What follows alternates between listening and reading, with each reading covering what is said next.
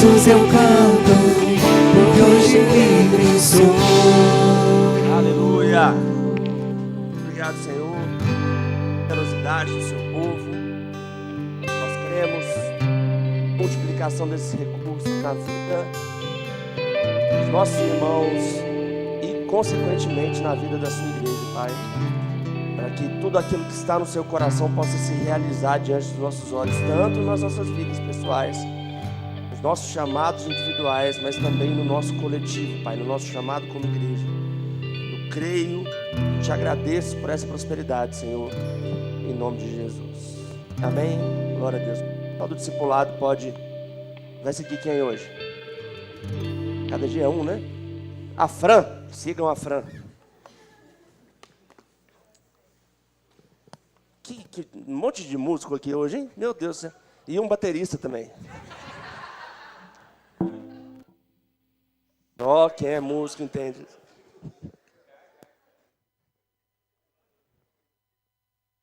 Glória a Deus. Bom dia, gente. Caio explica muita coisa. 12 recuperações. Eu nem sabia que dava para tomar 12 recuperações. Não é? Na minha época, 4 era bomba direta, né? O que aconteceu? Depois aí, chega assim depois pra gente.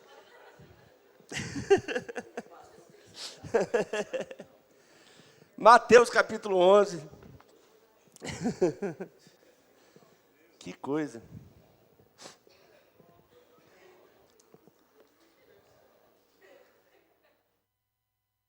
Capítulo 11. No versículo 15, fala do Carlão, aquele que tem ouvidos ouça. No 16, diz assim, Jesus falando: a que posso comparar essa geração? São como crianças que ficam sentadas nas praças e gritam umas às outras. Nós lhe tocamos flauta, mas vocês não dançaram. Cantamos um lamento, mas vocês não se entristeceram. Pois veio João Batista, né? Que jejua e não bebe vinho, e dizem, ele tem demônio. Veio o Filho do Homem, comendo e bebendo, e dizem, aí está um comilão e beberrão, amigo de publicanos e pecadores. Mas a sabedoria é comprovada pelas obras que a acompanham. E a partir do versículo 20, Jesus começa a denunciar as cidades chamadas impenitentes, né? As cidades que viram Jesus, viram os milagres e não se arrependeram. Basicamente, Jesus está fazendo uma crítica aqui às cidades judaicas. Ele fala no versículo 21, ai de você, Corazim, ai de você, Betsaida, cidades de judeus, porque se os milagres que foram realizados entre vocês tivessem sido realizados em Tiro e Sidom, cidades gentias, há muito tempo elas teriam se arrependido, vestindo roupas de saco e cobrindo-se de cinzas. Mas eu lhes afirmo que no dia do juízo haverá menor rigor para Tiro e Sidom do que para vocês. Duas coisas legais aqui. Primeiro, existe uma diferença de juízo, de peso de juízo, né? E o juízo maior é para quem teve oportunidade de se arrepender, viu o Senhor agindo e não se arrependeu. Amém? Por quê? Porque uma coisa é quando você está um pouco em dúvida. Outra coisa é quando você tem razões para ter certeza. E aí ele vai falando sobre essas cidades. Eu quero passar agora para o versículo 28, que é bem conhecido, que diz assim, venham a mim, todos os que estão cansados e sobrecarregados, e eu lhes darei descanso. E muitas vezes as pessoas usam esse texto achando que ele está falando sobre cansaço físico, sobre muito trabalho.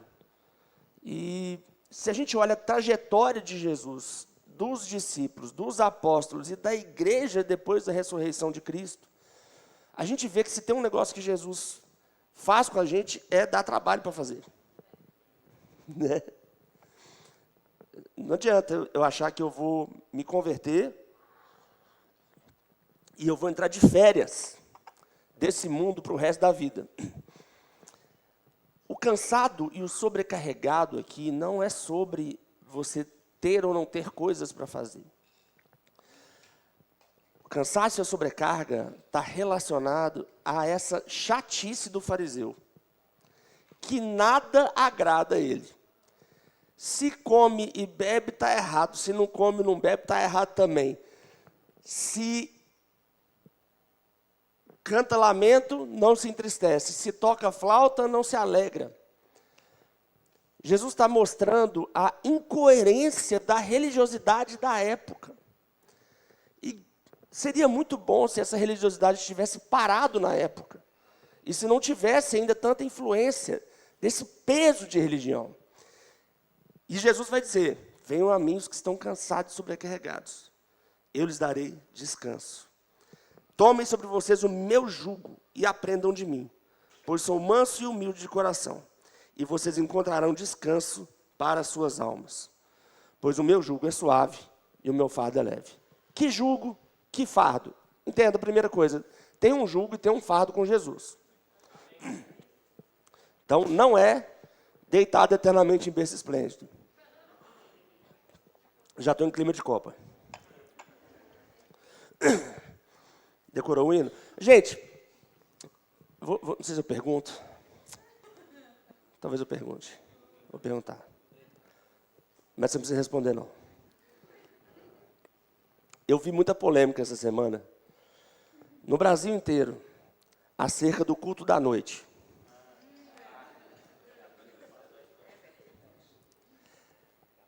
Tem gente que, assim como nós, escolheu cancelar o culto. Tem gente que achou um absurdo cancelar o culto. Tem gente que achou um absurdo quem achou um absurdo cancelar o culto.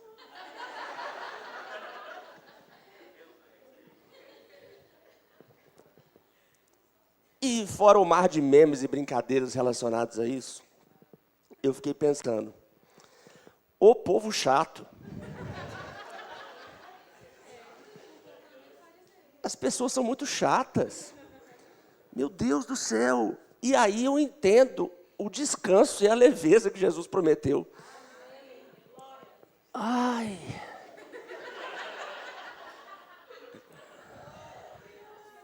Sabe qual foi a diretriz do Ministério Verbo da Vida?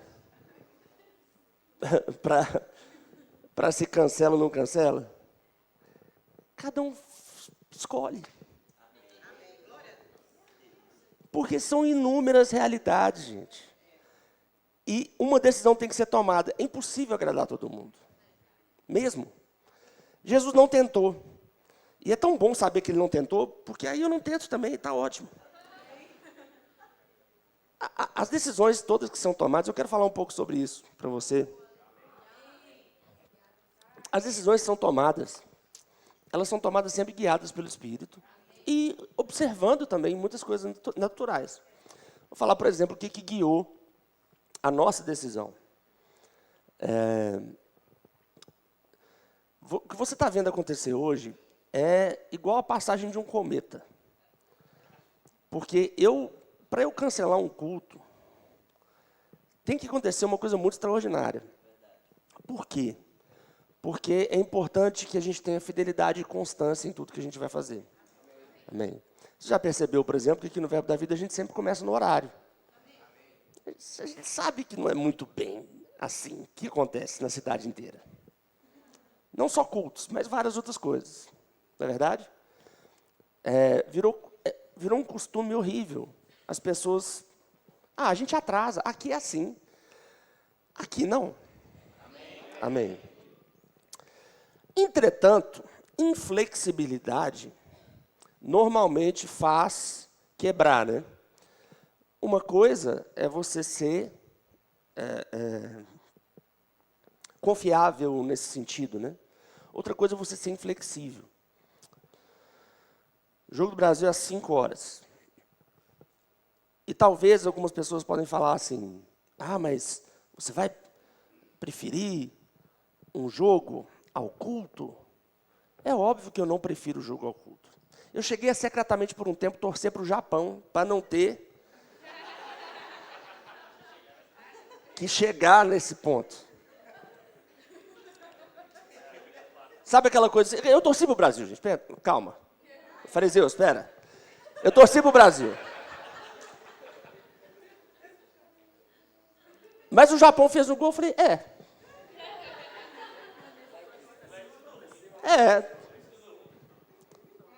tem um ponto. Não é sobre preferir uma coisa ou outra, é sobre considerar um monte de coisa. Eu quero só que você tente pedir um carro por aplicativo, que não pode falar, não. Tenta pedir um carro de aplicativo às 6 horas da tarde hoje. E vamos ver se você consegue e o preço que você vai pagar. Aí, deixa eu te contar uma coisa, irmãos. Se tiver alguém que nos visita hoje pela primeira vez, no final vocês vão te perguntar, se vai levantar a mão e vai ganhar um presente, tá? Já estou dando um spoiler do seu futuro aqui. A gente ama receber pessoas na igreja, mas, presta atenção, cuidado no que eu vou falar agora. Eu amo receber pessoas porque eu amo que pessoas se agreguem à nossa igreja, para que ela tenha uma possibilidade de ter as vidas transformadas, como várias outras pessoas aqui tiveram. Amém? Mas eu não faço a igreja para o visitante. Amém? Você que é visitante, você tem 2 formas de você enxergar isso. Uma fala assim, então não faço para mim não, então vou embora. Tudo bem. Porta é ali. A outra é falar assim, nossa, que legal. Se eu me tornar um membro, essa igreja é para mim. Entendeu? Por quê? Eu não posso... pastor, se alguém chegar de noite aí, e, assim, essa pessoa ela vai ter que vir primeiro de Saturno, né? Porque está acontecendo um evento que acontece de 4 em 4 anos, e que o Brasil para absolutamente tudo, né? Vamos supor, chegou alguém de Saturno aqui, 7 horas, e o portão está fechado. Eu não sei se alguém planejou botar um aviso. Gente, está tendo Copa do Mundo. Mas, vamos lá, vamos colocar um aviso. Vai ter? Não sei. Depois pergunta o Luizão.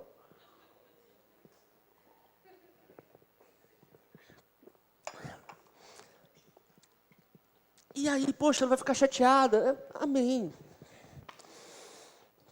Mas sabe quem ia ficar muito chateado se a gente fizesse o culto? Por culto, a gente tem entre 25 e 30 pessoas servindo. Essas pessoas que têm que chegar no horário, que têm que chegar 1 hora antes. Aí eu podia botar o jogo aqui, mas aí com carpete, pipoca, não ia dar certo. A gente fez isso antes do carpete. Aí ia ficar aquela coisa assim, 6 horas da tarde, a gente aqui assistindo o jogo. Ou seja, no Eldorado vai ter, né? Vai ter? Aí, ó. Quem quiser ver jogo na igreja hoje, vai ter lá no Eldorado. Pode ir lá. Lá não tem carpete, ó. Vai assistir o jogo, depois vai ter pipoca, vai ter que ficar cheio de pipoca. Tá ótimo. Já fizemos isso, é maravilhoso. Bom para comunhão. Não dava para fazer aqui. Né? Eu sei que tem igrejas Verbo da Vida pelo país que estão fazendo. Acho que a igreja petroleira botou um telão lá de fora e o povo e os fariseus, jogo na igreja. Gente, não tem jeito. Não tem jeito. Eu estava no grupo do pessoal da diretoria do Eldorado e falei, gente, mas o povo do bairro vai escandalizar. Se a gente botar, será que o povo do bairro do Eldorado vai ficar escandalizar se a gente botar o jogo na igreja? Eu falei, nossa, deixa escandalizar, porque... Olha, a gente fez um arraiá aqui no Rema. Quem escandaliza com o jogo, meu amigo, o arraiá, você pode ter certeza que não escapa. E é impossível agradar esse povo, gente, impossível. Deus me perdoe, mas é impossível. E aí, eu queria te dar uma dica. Dica de convivência, Verbo da Vida. Seja leve. A gente faz muita coisa, a gente vem para o culto, a gente faz com alegria e leveza. O pessoal, mas eu não acho que devia ter cancelado, o problema é seu. Você entende? Que problema? É que não tem jeito. Porque aí não adianta, você tira de um santo e cobre o outro, é uma dificuldade danada. É muito ruim, muito ruim. Agora eu fiquei pensando, por que tem essa coisa toda? A gente está numa geração terrível que todo mundo tem uma opinião. Era tão bom quando as pessoas não tinham opinião. Porque nessa época do jogo, todo mundo tinha uma opinião. Se devia fechar, se não devia fechar. E essas opiniões, elas não têm muito embasamento, não. Porque a realidade de Montes Claros, por exemplo, é diferente da realidade de BH. Que tem, por exemplo, o transporte público muito melhor. Tem gente que não se importa com o jogo. O pastor pode reunir assim. E aí, gente, os escalados aí, vamos supor, o cara tem 10 escalados, não 30. E aí, vocês querem ver o jogo? Não importa não. Tem gente que não se importa. Tá tudo bem, não é obrigado a se importar, não. Mas, e aí eu vou, por exemplo, Montes Claros eu tenho esse problema do transporte. Mas o pastor lá fez e vai ter culto assim mesmo.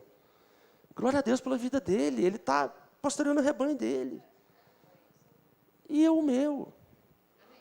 Pensando em todo mundo. E eu tenho que pensar em quem está servindo. A gente pensa muito em quem está servindo, gente. Se a gente percebe que alguém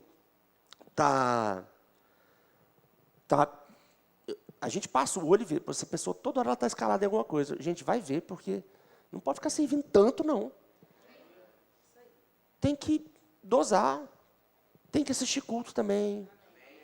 Tem que vir só congregar. Né? Eu faço isso. Eu não prego todos os dias. Eu não prego todas as vezes. Eu não dirijo todas as vezes. Eu não venho aqui porque eu tenho que vir, porque eu sou pastor. Eu venho porque eu gosto. A gente frequenta a igreja porque a gente gosta. Não é porque a gente tem que vir. Se você tem que vir, entenda, tem a parte da carne que a gente tem que, né? Porque, é claro, ainda mais domingo de manhã, acordar no friozinho. Só que assim, se você não vence você mesmo nessa hora, você vai acordar 11 horas e vai falar, não, devia ter ido no culto, né? E o dia meio que acabou e tal. É ruim, não é? Quando a gente cede a carne, é ruim. Não estou falando sobre isso. Mas a gente frequenta a igreja porque a gente sabe da necessidade que a gente tem de receber a palavra para mudar a nossa vida. É isso que a gente faz aqui. Não é obrigação. Então, assim, imagina, eu vou fazer um culto aqui que vai ter basicamente só quem está servindo, e eu, que ia estar servindo também, estava escalado. E o Dani, né, ia dirigir o culto, perdemos a nossa escala, Dani. Aí, para pregar para um monte de gente, olhando para a minha cara, tipo, estamos aqui, né? Paguei R$80 num Uber para vir para cá. Porque tem que ser leve. Amém. Guto fala uma coisa, que verbo da vida, se não for divertido, não é verbo da vida. Amém. Tem que ser divertido, tem que ser leve. Mas sabe, hoje em dia, todo mundo tem uma opinião, todo mundo quer saber, quer dizer como que as coisas têm que funcionar. Vocês já abriram aba de comentário de portal de notícia? Eu não sei por que existe aqui. Todo mundo dá uma opinião, e a opinião de todo mundo é idiota. É inacreditável. Quanto mais idiota, mais curtida ganha. É impressionante. Só que isso vai moldando a cabeça do povo. E a gente acha que a gente tem que ter opinião sobre tudo. E aí, a cada nova época, tem uma nova polêmica. Né? Todo mundo agora sabe exatamente como funciona o sistema bancário. Por causa do caso do Banco Master. Todo mundo sabe como. Todo mundo virou expert em economia. E aí, política internacional, todo mundo fica expert na hora da outra. Crise no Oriente Médio. Não, o negócio é o seguinte, é porque o Irã... Gente, irmão, Eu vou te dar um mapa, você vai apontar o Irã primeiro. Primeira coisa que eu vou fazer para você é, me aponta o Irã.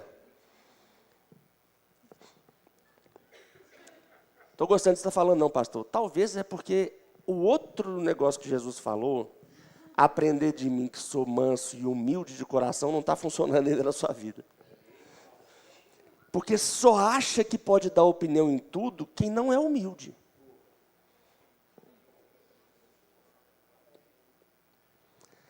Quem tem uma opinião sobre tudo e acha que o mundo tem que funcionar do jeito que ele pensa, não tem muita humildade, não. Porque é impressionante como, quanto mais informação a gente recebe... Ontem eu estava conversando com a Natália, minha esposa deve estar me vendo agora. Beijo, te amo, amor. Está lá a Marina, chutando. E eu conversando com ela me contou uma coisa, eu falei, não, mas eu sei que você falou, eu concordo. Ela, não, mas tem isso aqui. Eu falei, agora eu discordo do que eu concordava.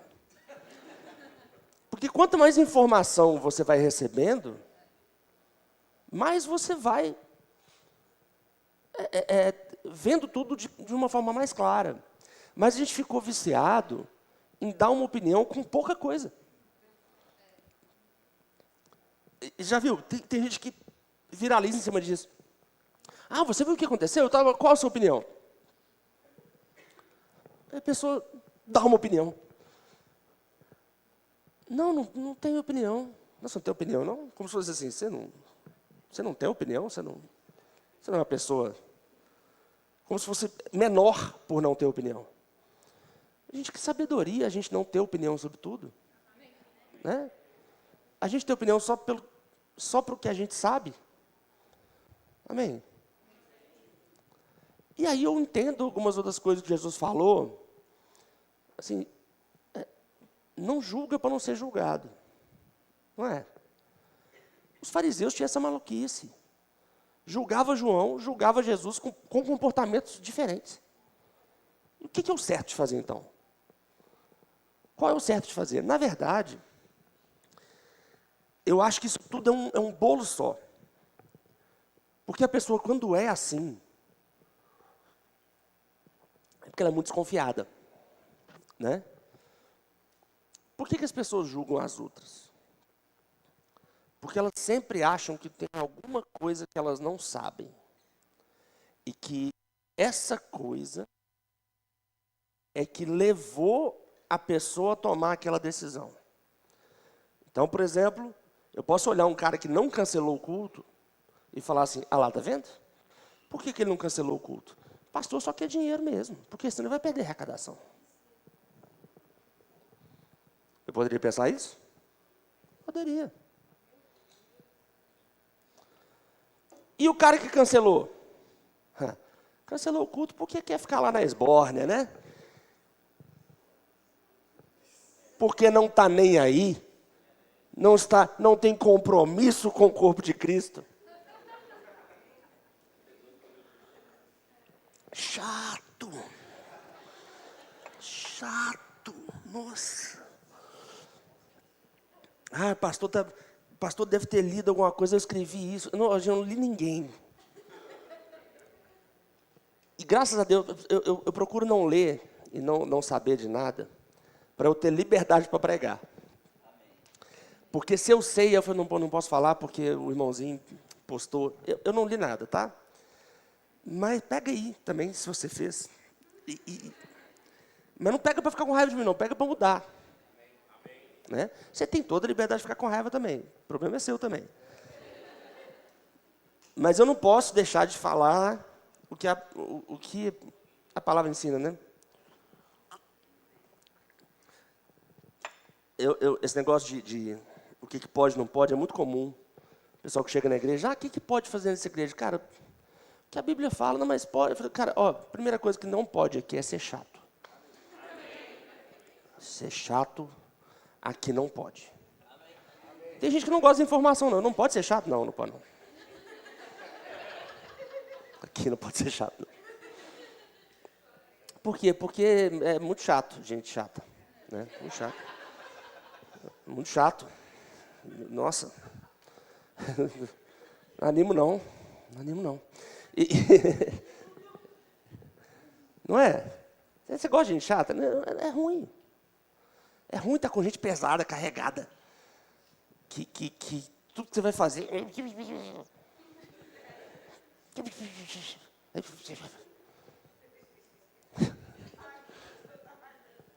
Deus me livre. Ó, leve e suave. Tomem sobre vocês o meu jugo e aprendam de mim, pois sou manso e humilde de coração. E vocês encontrarão descanso para as suas almas. Vamos aprender a descansar, gente. Aprender a descansar. A gente não tá, ninguém está sendo... O pastor que manteve o culto, ele não está fazendo isso por dinheiro. Ele está fazendo isso pensando nas pessoas que só têm o domingo à noite para cultuar. Um dia de ceia, na maioria das igrejas. O pastor que cancela, no meu caso, eu estou pensando no povo que está servindo, que é o povo que carrega o piano da igreja junto comigo. Eu viria tranquilamente, não tem problema nenhum. Mas eu tenho carro. Eu venho daqui rapidinho. A gente jogava o culto para as 8 horas e está tranquilo. Eu chego às 8. E a música que chega às 7? Chegaria às 7. E aí, o suor para não dar prorrogação. Vini, pelo amor de Deus, resolve esse jogo. No tempo normal. Que eu tenho que ir. Eu tenho... Neymar tá no banco. Calma, Luizão. Espera aí.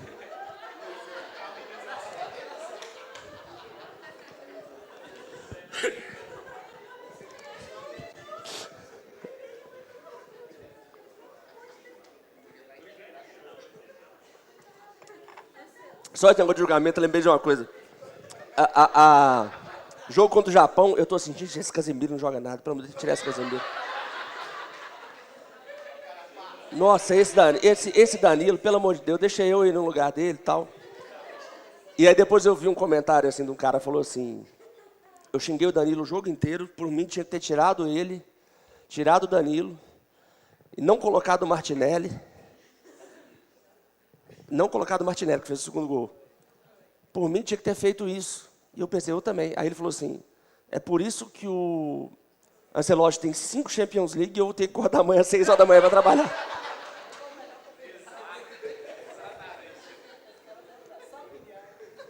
Mas todo mundo vira técnico, né, na Copa. Então, eu acho que, claramente, esse... Ninguém tá vendo treino nenhum. Né? Ah, já sei, é um esquema de bet. É por isso que eu... Coitada da Elizabeth, sabe? Não tem nada a ver uma coisa com a outra. Mas a gente, meu Deus do céu. Neymar tem que jogar, não tem que jogar. Vocês viram o joelho dele, como é que ele tá? Parece um recém-nascido. Mas se ele se colocar, vai ser bom. Se não colocar, vai ser bom também. Gente, deixa o pobre coitado do italiano fazer os treinos dele lá. É ele que está lá, não tem jeito. Mas o povo é chato. Agora, sei lá, futebol você pode ser corneta, você pode ser, tá tranquilo. Futebol você pode ser completamente estúpido. Eu posso achar que meu time vai ganhar de todo mundo, de 6-0, mesmo que ele não tenha a menor condição para fazer isso. Porque tanto faz, não tem importância. Né? O problema é quando a gente faz isso para tudo na nossa vida. E um problema maior ainda é quando a gente faz isso com a nossa fé. Porque não faz sentido. Não faz sentido. Aí fica essa coisa essa desconfiança. Ah, por que será que está fazendo desse jeito? Ah, por que será que está fazendo desse jeito? Tá porque tá. Amém? Eu tenho falado muitas vezes assim, e vou falar sempre. Se você não confia nas pessoas, no que a gente fala, o lugar mais fácil de confiar em alguém é alguém que está num ministério sério falando em nome do Senhor. É mais fácil. Se eu estiver enganando, eu tenho pessoas sobre mim que me corrigem e, eventualmente, podem me tirar daqui. Amém? Se alguém abaixo de mim aqui estiver te enganando, isso vai acontecer da mesma forma. O Ministério Verbo da Vida é um ministério sério. Você vai concordar tudo que a gente faz? É claro que não. É claro que não. Porque cada um faria de uma forma. Sabe por que a gente não faz votação para nada na igreja? Imagina se eu boto uma enquete no grupo. E aí, cancela o culto ou não? Ah, bicho, daqui a pouco começa a ter um grupinho dos que sempre estão aqui. Isso acontece em algum lugar, será? Alguém que já participou de igreja que é assim? Vota tudo? Vira 2 partidos lá dentro. O nome disso é divisão. A gente não tem que aprender a votar na igreja. A gente tem que aprender a confiar. Ah, mas eu não consigo confiar. Aí o problema talvez seja com você, mais do que com qualquer outra pessoa. E eu realmente acredito na teoria do espelho, né? A gente vê nas pessoas o espelho do nosso caráter. Se eu não confio em ninguém, talvez eu não seja confiável. Eu sou a pessoa mais trouxa e fácil de passar para trás. Se você quiser me passar para trás, já estou te dando uma dica. É fácil. Não, pastor, você parece tão inteligente, mas eu sou um otário, fica tranquilo. Sou muito fácil de passar para trás. Porque eu confio mesmo. Eu confio. Eu confio porque eu escolhi isso. Eu escolhi confiar como um padrão de vida. Porque quem desconfia de todo mundo, acaba que não...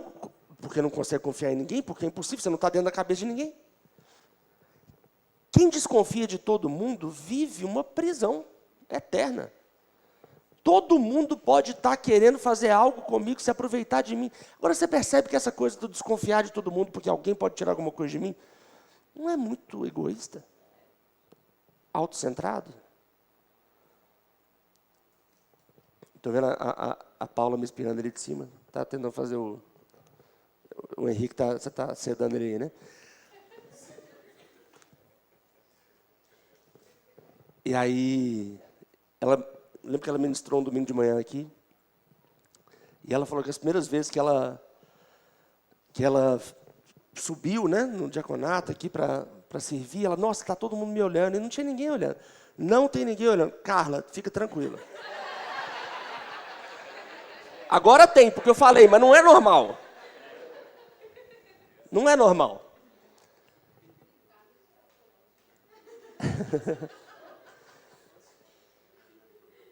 Deixa o pessoal terminar de isso. Não é normal. Mas quando você está novo convertido, né, está começando, a gente tem essa impressão que tudo é sobre a gente. Você quer identificar alguém carnal na igreja? É alguém achar que a pregação foi para ele. Olha o tanto de gente tem aqui. Imagina, fala assim, hoje eu pego o Jorge aqui. Você deixa, eu vou expor ele para todo mundo. Sendo que ninguém sabe da vida do cara. Ninguém sabe dos seus B.O., não, gente. E deixa eu te dizer uma coisa, ninguém está nem aí também, não. Não só ninguém sabe, como ninguém se importa. Porque cada um tem a própria vida para se importar. Mas, e aí o Espírito Santo vai e vai inspirando, porque a gente está aqui para pregar pelo Espírito Santo. Amém? E aí o Espírito Santo inspira, você começa a falar. Quantas pessoas, irmãos, já saíram de pregação me ofendido, achando que eu tinha... E assim, às vezes eu nem conversei com a pessoa, mas que alguém tinha me contado alguma coisa. Aqui eu pelo menos conheço o povo, mas fora daqui já aconteceu diversas vezes. Diversas vezes a pessoa fica com raiva. Quem é aquele pastor? Não fala pastor. Aquele que se diz pastor. Gente, eu não me digo pastor. Quem me diz pastor foi o Ministério Verbo da Vida. Eu não abri uma igreja e falei, agora... Não, as pessoas me enviaram, me levantaram, botaram a mão na minha cabeça. Né? Existe uma delegação de autoridade. Eu não me digo nada. Eu não ensino ninguém a me chamar de pastor. Mas aí é assim, né? A pessoa fica assim... Gente, quantos chás eu tomei? Não sei.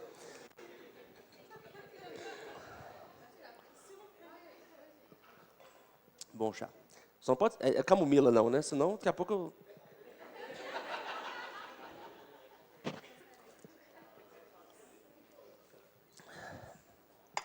Posso dormir a tarde inteira. Aí...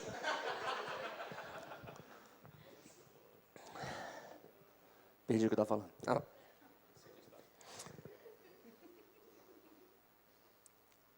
Quando a pessoa é carnal, ela acha que é tudo sobre ela. Ela acha que é tudo sobre ela, ela acha que tudo tem que ser do jeito dela, e se qualquer coisa for ligeiramente diferente do jeito dela, ela reclama. E esse jeito dela muda também. Porque depende do humor dela do dia. Porque o carnal, ele não tem uma fidelidade de pensamento. Ele é volúvel. Uma hora ele está aqui, outra hora ele está aqui. Uma hora ele pensa, ele fala uma bobagem, depois ele fala outra. E aí, gente, essa igreja não é feita para o carnal. Ela é feita para o espiritual. É claro que a gente tem que ter uma forma, e a gente tem essas formas, de absorver as pessoas que estão chegando para que elas amadureçam. Mas a gente não considera as decisões baseado no que o novo convertido pensa. Um pai em casa, um pai e mamãe em casa, ele não pode tomar a decisão de o que ele vai comprar no mercado pensando no que o filho de 4 anos dele pensa. Porque, senão, ele só vai comprar doce. Ninguém vai comprar um arroz. Né? Então, a gente não pode... Não, você vai considerar ele? Vou. Pelo que ele quer? Não. Pelo que ele precisa. Eu posso até comprar um docinho, mas é depois da salada. Amém? Fica fácil entender assim. O negócio é que a gente acha que a gente virou adulto e que não se aplica. Aplica sim. E entender que isso se aplica é humildade.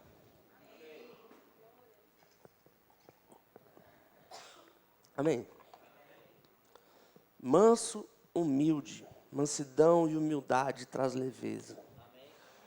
Nós precisamos ser uma igreja mansa e humilde de coração. Que aí tudo nosso aqui vai ser leve. Tem que ser leve. Se não for leve, nem é igreja. Porque se o cabeça fala de leveza, o corpo tem que andar nessa leveza.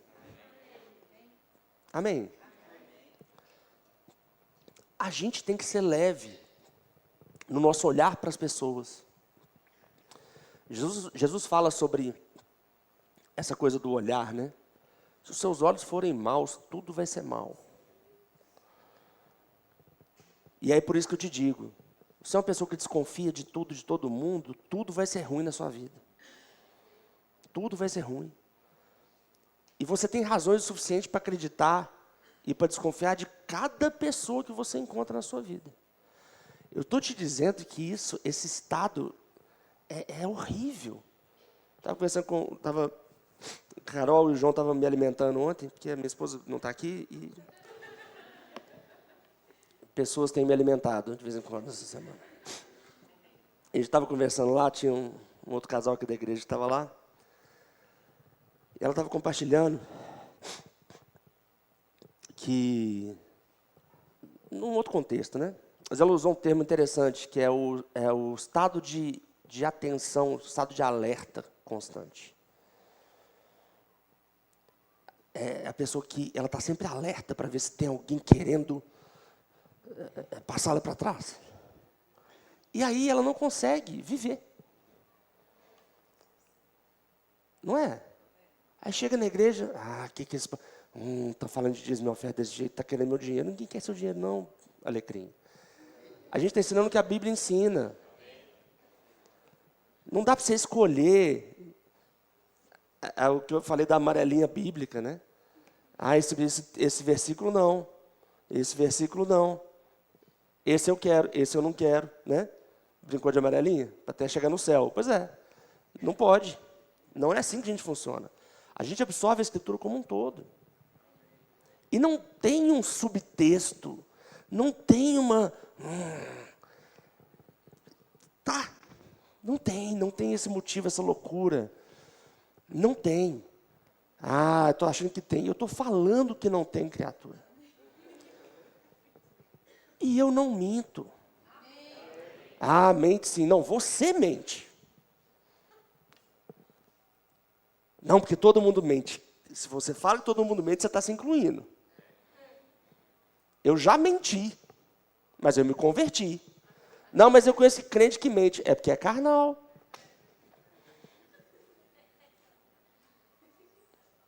Não, mas é uma mentirinha. Irmão, como assim mentirinha? Você quer um demoninho com você? Um diabinho? Jesus falou que o diabo é o pai da mentira. Você quer o filhinho dele com você de vez em quando? Né? Eu tenho um bebezinho aqui que eu administro, é uma mentirinha. Pai da mentira. Meu Deus, agora estão trazendo Tá voltando, não sei. Vou botar na veia o café. O chá.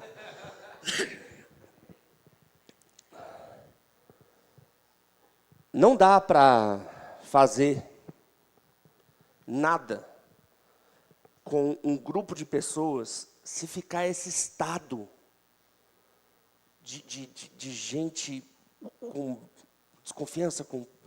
Não dá. É impossível. Não, mas se Jesus estivesse aqui, a gente não desconfiaria, não, mas é porque o homem engana. Aí os caras começam a catar uns textos bíblicos. O homem que confia no... Gente, você parou para pensar que o que Jesus fez para botar a gente junto, uma das coisas é para restabelecer essa confiança. A ideia da gente trabalhar junto é para a gente aprender a confiar uns nos outros. Mas já erraram comigo. Comigo também, meu tesouro. Diversas vezes, em diversos lugares, aqui, fora daqui. Mas não é porque alguém errou que vai continuar errando. Se errou, perdoa. Pede perdão. Ou é tão mais fácil de viver dessa forma. Não, vou ficar desconfiado. Não sei por que estão fazendo isso. Por que estão? Você quer saber por que a gente faz algo? Pergunta. Eu te conto. Problema nenhum. Não tem nada secreto, escondido. Não. As coisas têm um motivo. Tudo que acontece tem um motivo. Tudo que acontece tem um motivo, irmãos. Tudo. Tudo é pensado, tudo é orado, tudo. Amém? Mas fulano falou isso. O problema é do fulano. E o fulano que fala alguma coisa, fala porque eu não posso falar por lei o que ele falou. Ou o que ele fez. Porque se eu falasse, ia falar, é mesmo, então é mau caráter. Tudo que acontece tem um motivo. E tudo é uma proteção de Deus para a gente. Tudo. A igreja é um lugar seguro, irmãos. Não é um lugar sem falha. Amém? As pessoas vão errar com você e você vai errar com as pessoas. Entender isso vai te dar leveza também. Eu lembro meu pai, quando converteu, ele falou assim, eu cheguei na igreja, achei que ia encontrar um monte de Jesus cristinho. Não encontra, porque está todo mundo crescendo. Agora, tem dois jeitos de enxergar isso. Um é falar assim, tá vendo, covil de víbora. Não. Está todo mundo crescendo, família é assim. Já brigou com seu irmão? Quem tem irmão já brigou com o irmão? Matou ele, fez igual Caim? Não. O pai chega e fala assim, agora vai ter que Fazer as pazes. Domingo passado, o Jabo pregou de manhã aqui. Gente, eu fiz isso diversas vezes. Brigou João com o Jabo. Ai, meu Deus do céu. Faz as pazes. Igual 40 anos nas costas. Mas ele que errou. Não interessa quem errou.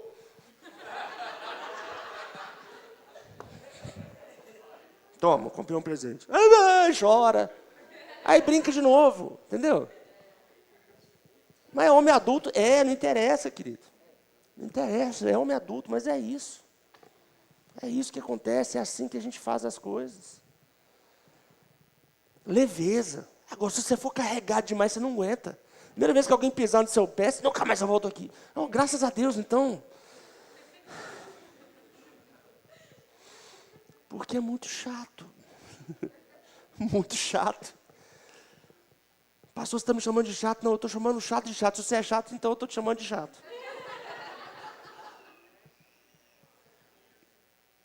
Você está falando que eu não sou bem-vindo aqui?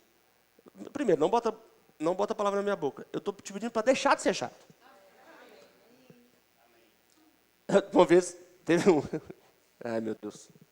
Tem muito tempo, posso falar. Uma vez, teve um casal que fez uma confusão aqui, bicho. Confusão. Eu não vou abrir não, senão alguém vai saber. Fez uma confusão, a gente chamou, corrigiu, mas aí o pastor Marcos, aquele poço de grosseria, né? Chamou eles para conversar e falou assim, olha, se vocês continuarem assim, vocês não vão ser bem-vindos aqui. E aí eles saíram assim, pastor Marcos me chamou e falou que eu não vou ser bem-vindo lá. Eu falei, não foi isso que ele falou.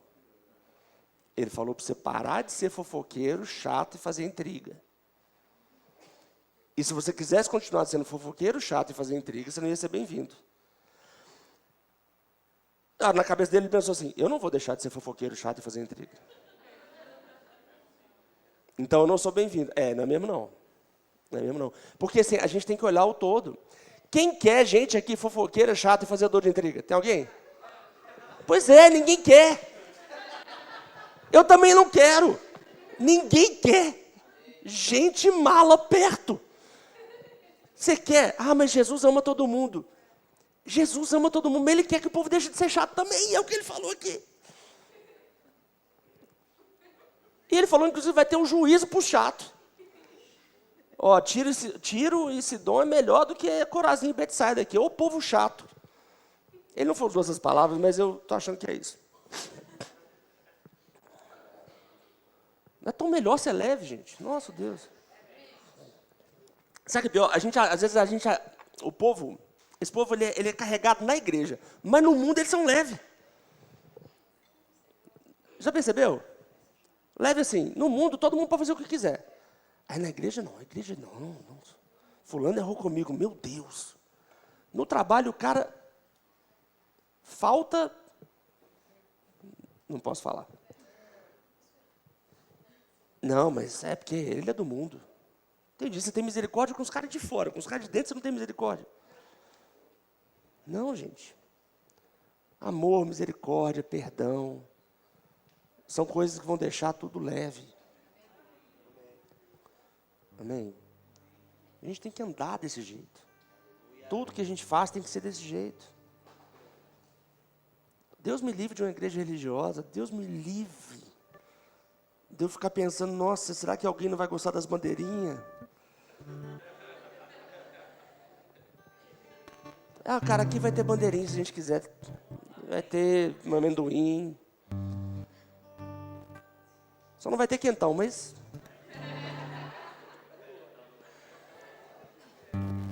Mas vai ter, o resto vai ter tudo.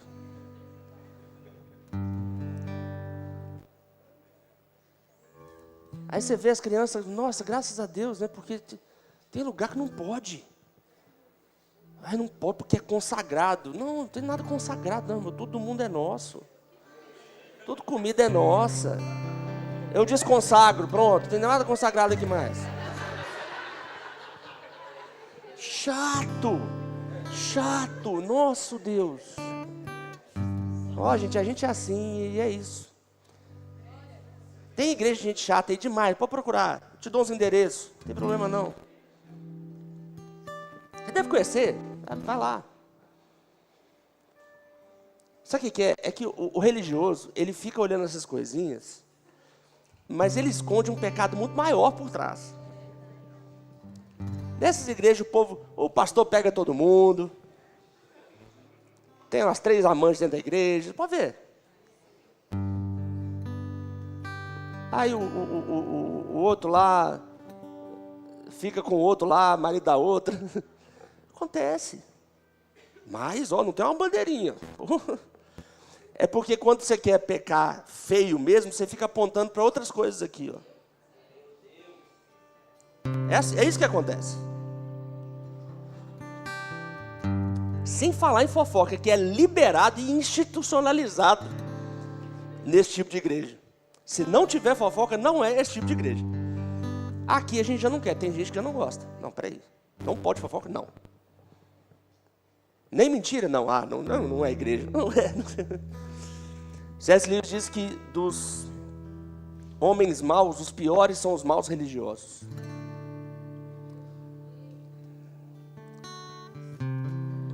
E, gente, essa responsabilidade eu tenho que puxar para mim, porque eu vou prestar contas a ninguém, senão o Senhor, sobre o jeito que eu lidero. E aí, eu não sei quem é ovelha e quem é lobo. Eu vou vendo com os frutos.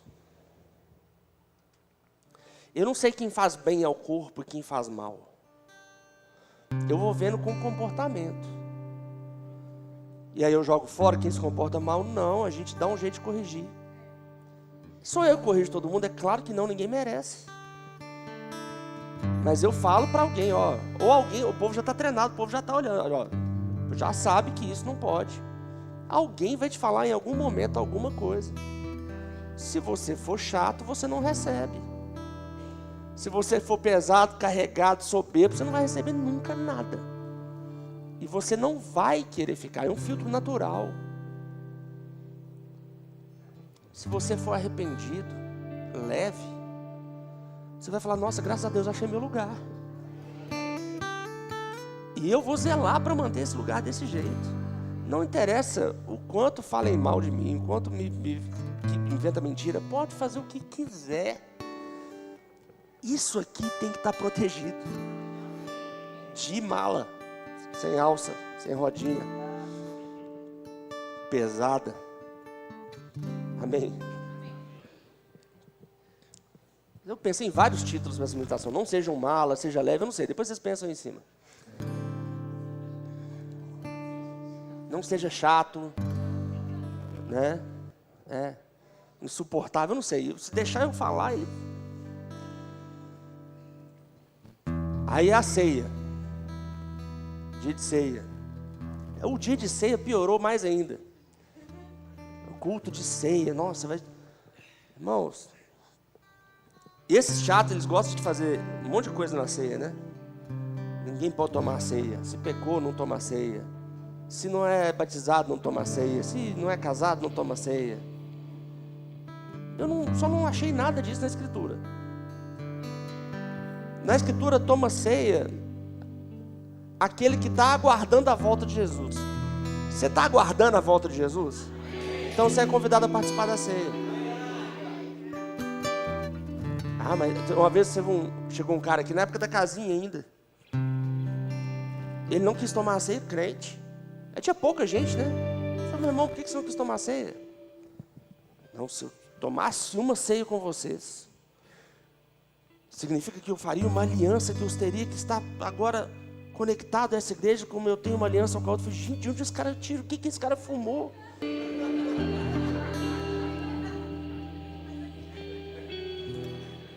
Eu amém. Nem insisti, falei, não. Você tem uma aliança, vai lá.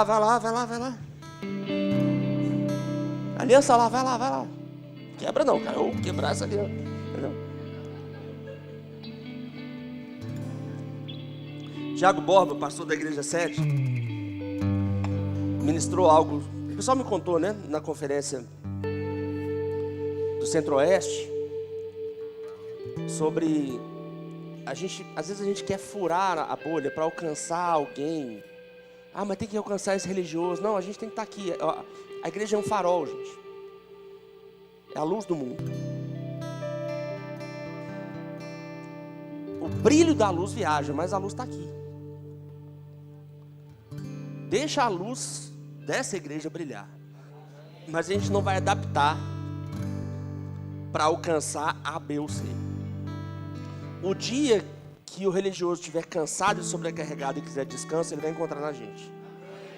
Mas eu não vou ficar fazendo concessões com medo do que o religioso pensa. Porque se eu pensar no que o religioso pensa, o jeito natural da gente fazer a ceia escandaliza. Aí se eu tenho um carro antigo, eu não sou próspero. Se eu tenho um carro novo, eu estou roubando a igreja. Não é? Eu falo difícil demais, olha lá, pastor metido. Eu falo fácil demais. Nossa, não tem cultura nenhuma. Chato. Não dá para fazer igreja para gente chata. Só tem um jeito de fazer, é o bíblico. Você não se encaixou?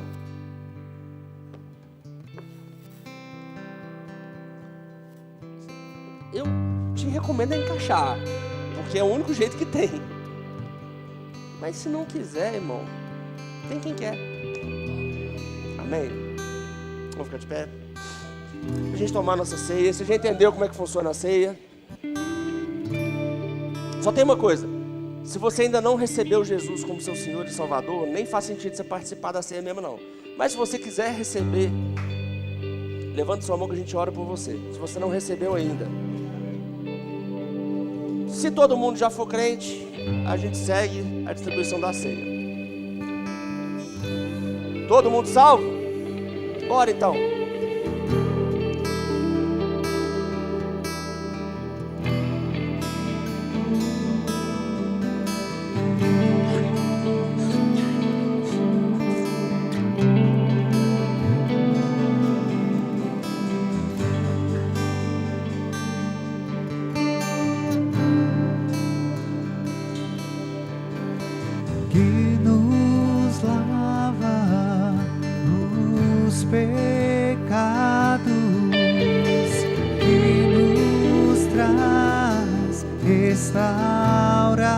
Não abre ainda não.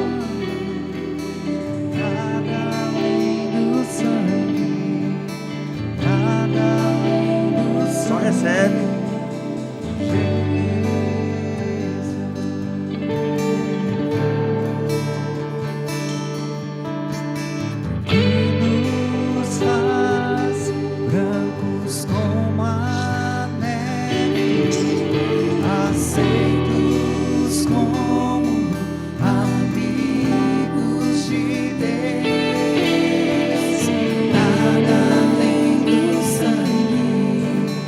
Nada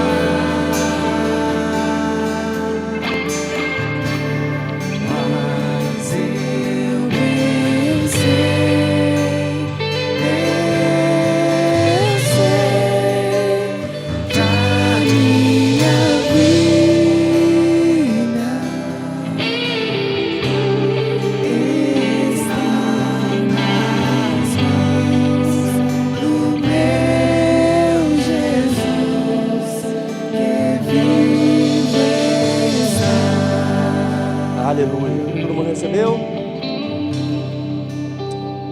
A correção que Paulo faz à igreja dos Coríntios, no capítulo 11, em relação à ceia, não era sobre um pecado anterior ou externo. Era sobre a dificuldade deles de andar em comunhão. Uns comiam enquanto outros não comiam. Comia e não esperava pelo outro. E onde tem muita carnalidade não tem comunhão mesmo, né? Onde um se julga superior ao outro. Não é esse o jeito verbo da vida. Amém. Nós somos uma comunidade bíblica. E a nossa comunhão não é falsa. Ela precisa ser exatamente com o mesmo coração puro que Jesus deseja que a gente tenha. Amém. Então a gente não é um monte de gente fazendo isso aqui, ignorando quem está do lado, ou criando problemas com quem está do lado. Não, a gente está todo mundo junto, a gente vai junto para a eternidade. Amém. Então isso aqui é uma prévia e uma reafirmação da nossa aliança, não com uma placa, mas com o Senhor. Isso aqui é a representação da nova aliança. É uma aliança que todos nós temos com Cristo e todos nós cristãos temos entre nós também. Independente da denominação, independente se você é visitante, nós temos todos juntos essa aliança com Cristo. Essa divisão denominacional é fruto do pecado. Uma vez um rapaz me encontrou aqui em Montes Claros e perguntou assim: Verbo da Vida, sua igreja ela foi divisão de qual? Eu falei, como assim? Dividiu de qual? Eu falei, nenhuma. Nenhuma? Como assim? Nenhuma. Foi uma missão, missionário. Ah, tá. Como assim? Porque o povo acostumou com divisão. Nós somos inteiros. Amém. Essa igreja não divide. Amém. Nós somos conectados entre nós, conectados entre as outras igrejas do Verbo da Vida, as mais de 530 igrejas do Verbo da Vida que temos no Brasil e nas nações. Amém. E também somos conectados uns com os outros. Eu preciso de você, eu preciso do dom de Deus na sua vida, você precisa de mim também. Nós temos essa aliança entre nós. Amém. Eu queria que você, a gente faz isso de vez em quando, mas eu queria que você fizesse isso hoje com esse entendimento. Procure alguém para você orar por essa pessoa e trocar o cálice com ela. Eu tenho uma aliança com você. Amém.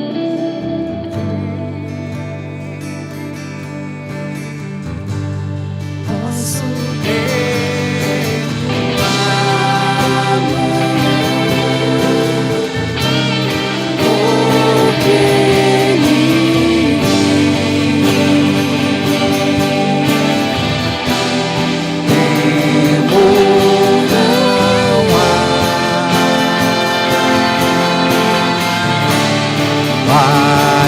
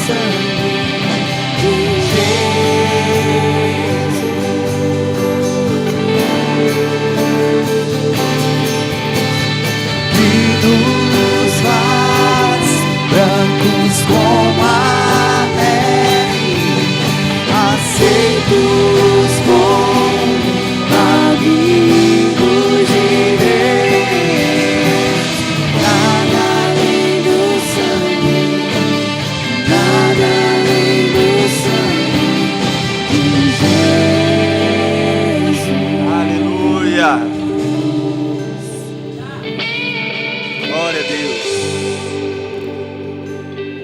À noite, Jesus compartilhou o pão. Ele falou que isso era o corpo dele. Amém? E ele parte o pão, né? Ele distribui.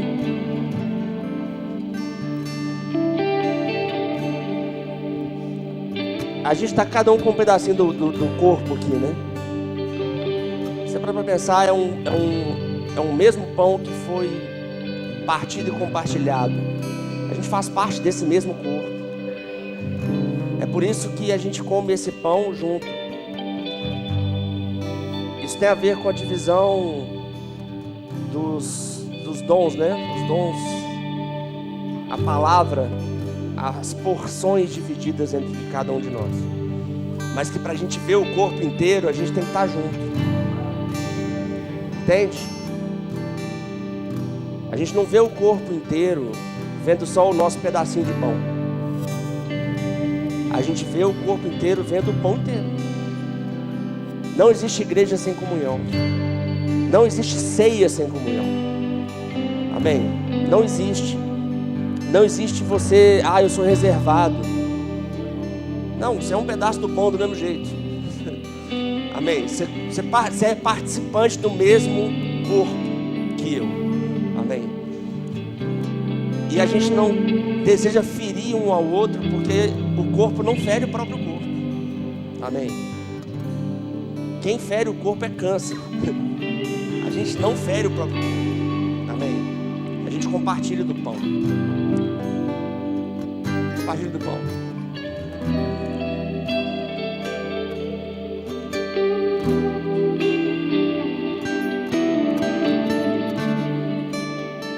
Aleluia. Obrigado, Senhor.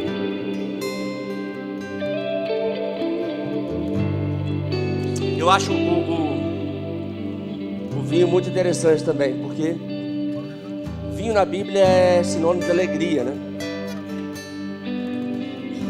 E olha que loucura, porque é um vinho que ao mesmo tempo representa a alegria e representa o sangue.